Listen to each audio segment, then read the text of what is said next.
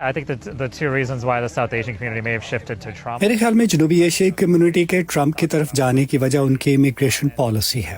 وہ border security کی بات کرتے ہیں. وہ محسوس کرتے ہیں کہ وہ قانونی طور پر یہاں آئے ہیں اور غیر قانونی تارکین وطن کو اتنی آسانی سے ملک کے اندر داخل ہونے دینا ناانصافی ہے. میں سرحد پر زیادہ سیکیورٹی کے حق میں ہوں، لیکن میں یہ بھی چاہتا ہوں کہ ہم اس بات کو یقینی بنائیں کہ ہم بامعنی طریقے سے غیر قانونی تارکین وطن کے مسئلے سے نمٹیں. اس کا مطلب یہ ہے کہ اگر لوگ H-1B ویزا پر ہیں، ان کو امریکی شہریت کی راہ آسان ہو، یا ان کے سٹیٹس میں تبدیلی کے لیے گرین کارڈ کے لیے ملاقات کا وقت جلد طے ہو اور امیگریشن سسٹم بہتر ہو جس سے قانونی طور پر ملک میں آنے والوں کو مدد ملے. دوسرا یہ کہ میں اس بات کو یقینی بنانا چاہوں گا کہ معیشت مضبوط ہو.